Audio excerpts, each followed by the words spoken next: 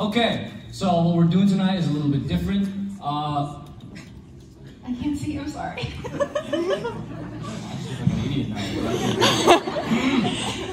We're gonna do a late night show with the teachers. So please welcome tonight's guests, Miss Bennett, Mrs. Summers, and Mr. Forsythe.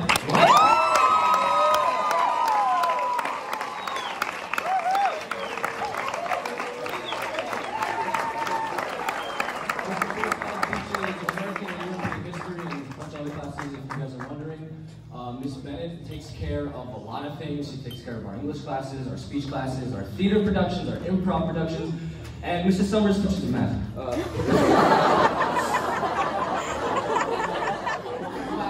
that was great. Okay, where's Mr. What? You're supposed to have one, but we don't know. All right, we'll just give them this one and we'll share that one. Share that one. What? You can sit down, by the way. All right, we are going to start with Mrs. Summers. Our first question for you is, can you tell us about your improv career? My improv career? Do you think you can help me out? A couple of years ago, I happened to be walking by the improv room, and they were in the middle of a skit. I've always wanted to take the improv class, but they won't let me. So I jumped in, but instead of going into a long story, let's see something. Ethan? Ethan, I need you.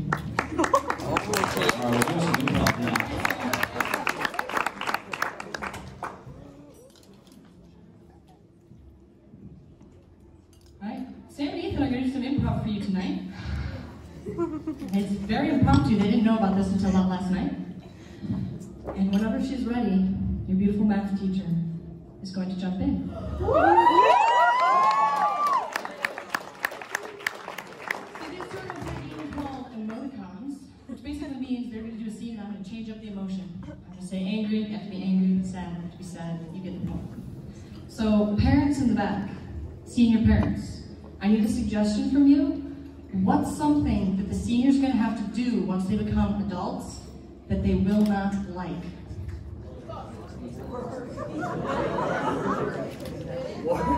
Clean their dishes. All right, you are cleaning dishes, gentlemen.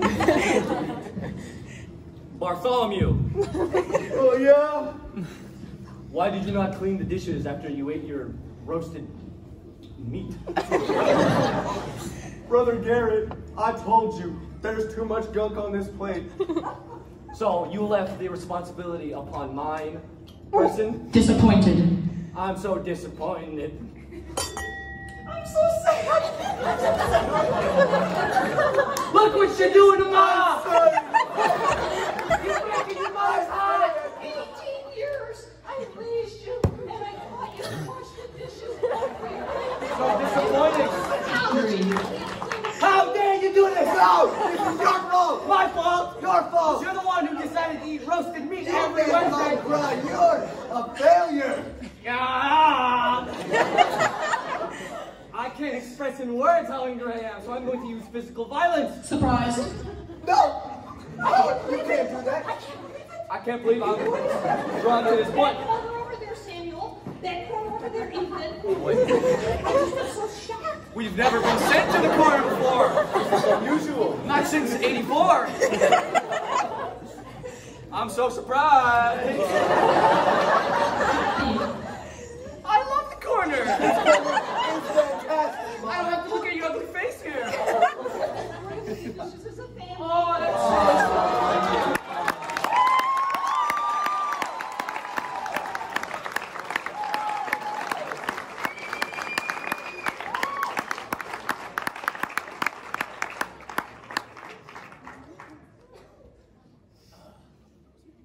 Where is the paper?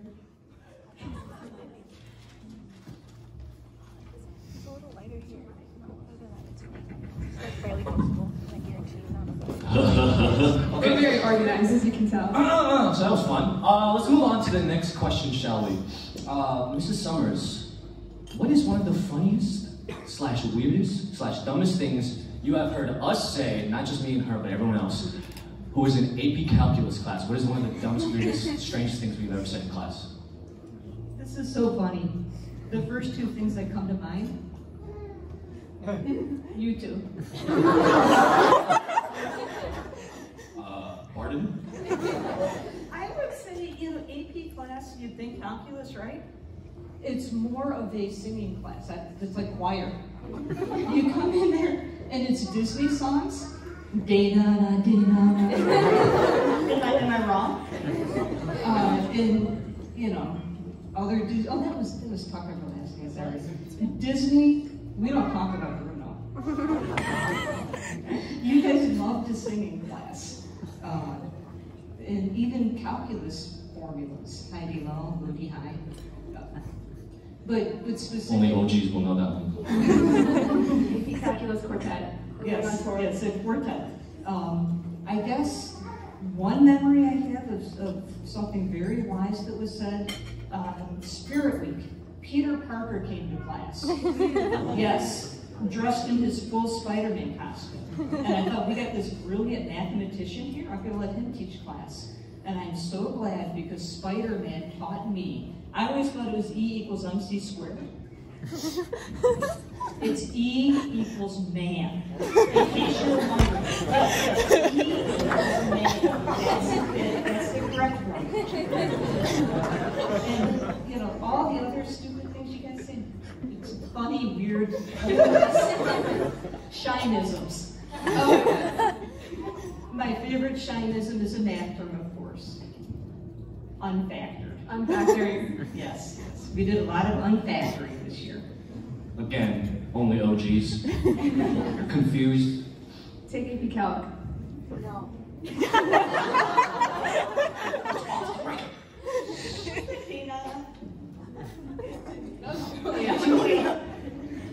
All right, we're gonna go with our final question for Mrs. Summers. Why did you study psychology over math in college? Psychology prepared me to deal with you guys. I'm a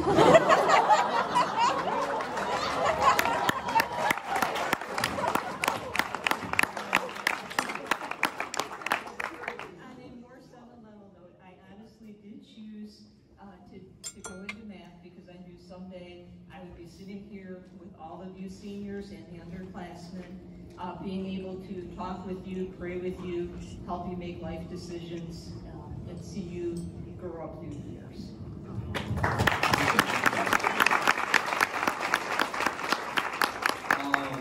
We're going to have to ask you to give the microphone to Mrs. Forsyth now.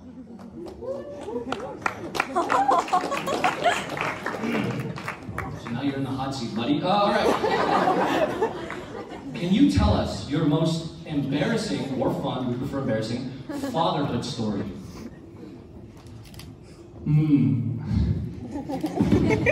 I don't know how you guys do this. I'm so nervous up here. It's just a class, though. Yeah. I'll do my best here. All right. So, probably the funniest, most embarrassing story I can think of that doesn't directly involve me and the embarrassment would be swimming lessons for my then 2-year-old son, Roy. It was the summer of 2020, COVID, and there were no like group activities anywhere as far as I can tell. And so my mother-in-law, she found these like one-on-one swimming lesson instruction classes with a swimming instructor, and so my son ends up signing up for these more expensive classes, and my mother-in-law is like super excited. She got them, and like the expectations are really high that he's gonna learn to swim. So I take him to the first couple classes, and he's just like picking up rings in like the bottom of the kiddie pool and not really doing anything. And so my mother-in-law comes to the one of the classes, and she's like, "When does it begin?" And I'm like, "This is what they do here." So she's like, "Roy, go like this!" From the side, and so like the high school, age instructor feels like concerned and wants to make sure that we feel we're getting the most bang for our buck. So she takes my son out to the deep end, and it's kind of panicky. He's on like a pool noodle being like dragged around a pool noodle. Somehow there's like this lazy river at the pool, and there's a concrete like embankment that he ends up like crawling up onto, and he has this pool noodle still, and now he's like terrified of getting back in the water. So he has this pool noodle, and the high school age instructor is trying to coax him down from the concrete embankment, and she's like, come on down, and so Roy's just like whacking her with a pool. Get out of here! And my mother's like, Andrew, do something! So I had to get in the water and go fish him out. That's probably the most embarrassing story. It's a great story.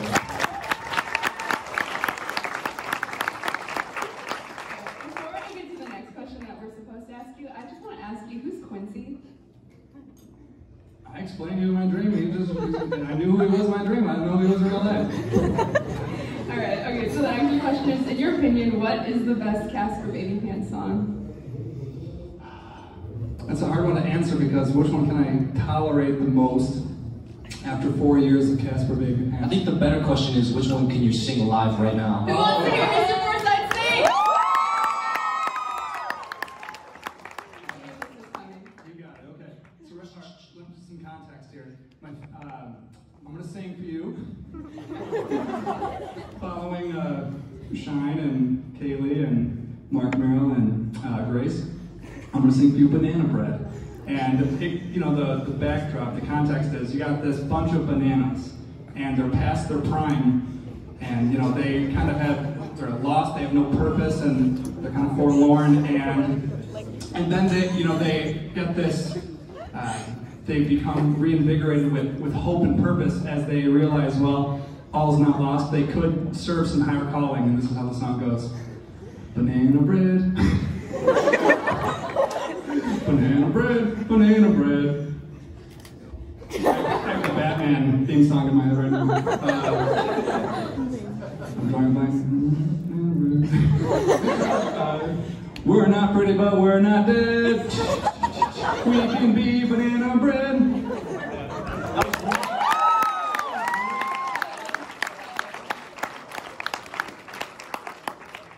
All right, we're going to end on a kind of a sappy note here. Now, this senior class, this graduating class right now, we were your first 7th grade class, and a lot of us have been with you this whole time. So, we got to ask, what is your favorite memory of this class that you've had for the past years? Not bad.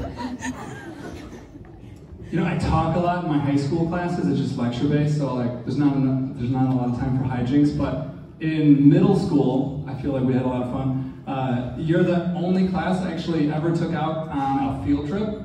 We went to the Art Institute. That was fun. And I remember talking to the docent like right before the field trip, and like, well, what are you studying in a history class? Like, well, how should we conform the tour to what you cover? I'm like, well, we talk about art in the 19th century. Oh, okay. Well, like Impressionism. Like, yeah, definitely Impressionism. Yeah.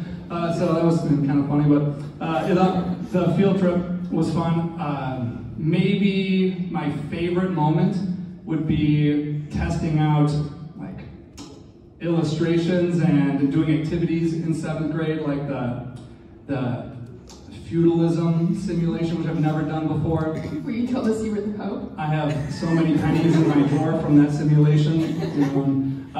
The Berlin airlift paper airplane competition is something we still do, yeah. So I've learned to tweak my games. You were like the guinea pigs. So I had people.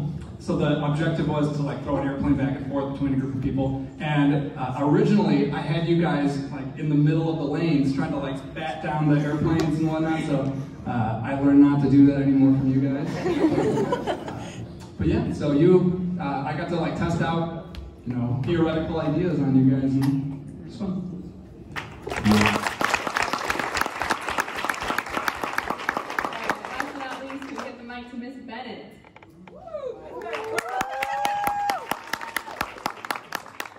Our first question for you is,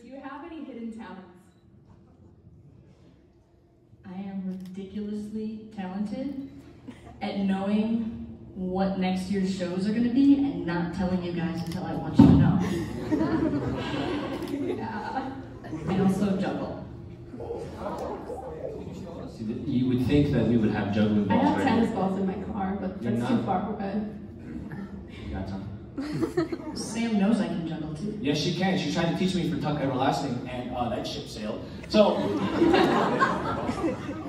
next question. We want to know, what is the worst excuse you've ever gotten from a student who didn't have their homework done?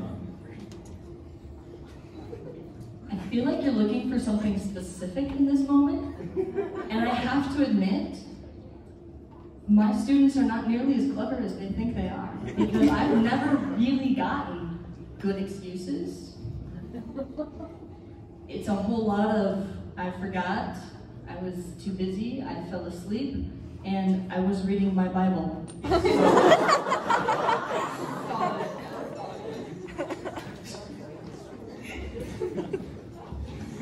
Alright, our last question is not really for us, it's for next year's senior class. Do you have any advice for them, whether it be serious or funny? Dear juniors, if the pattern holds, you will have me first period next year. All I can say is, show up to class on time. You guys have a whole new section in your syllabus. If you have any questions or concerns about that section regarding attendance, feel free to ask this year's seniors. They know all about it. They are the reason it exists. Show up to class. Okay, that's the end of the interview. We have a surprise for you. So me and Shine decided, you know, you guys. Shine and I. Me and this little lady, we decided, since you guys have been honestly just such amazing teachers, we decided to get gifts for you guys. And, you know, we could have just gotten like gift baskets from Bed Bath & Beyond, but we wanted to personalize them. And I'm the king of gifts. So, I helped you with 2 of those, by the way. for Mrs. Summers, we know you love candles. A lot, like a disgusting amount. So, we got you like a cookies. vanilla scented candle of some kind off Amazon, the cheapest one. For Miss Bennett, we know that you're kind of the school's photographer now. You take care of a lot of, everywhere. You're there. If you're not in the classroom, you always have nice. Impromptu. So we got you one of those like coffee mugs that looks like a A camera tumbler. lens. Cool, right? And for Mr. Forsyth, for those of you who don't know, we'll play a little game to review for quizzes and stuff. It's called Bozo Bucket. It's called Bozo Bucket. And whatever. I'd like to make that very It is clear. not a college game where people Not at all. in alcohol. It is not that. I bought sand pails week before Banquet. You would not bring this up. Okay, Four in a row, you throw with successive buckets. Alright, anyways. I said it's We not that. never said it was bad. Oh, It's Bozo Buckets. Sand bucket fails. Well, we know you love Bozo the Clown because of this, so we got you a Bozo like thing. It's like it looks like It's Bozo called the an Clown. inflatable. No, I got him something else because I was still supposed to think Homer. Well, don't take that. It's like a squeeze thing, and you can like squeeze it when you're stressed out. And I have them for you. I would have, but I Do left you them at have home. I left them at home, and I was. This was not my I was fault. gonna grab them, but I didn't. So you're gonna get them Monday. But round of applause for me for coming up with such great gifts.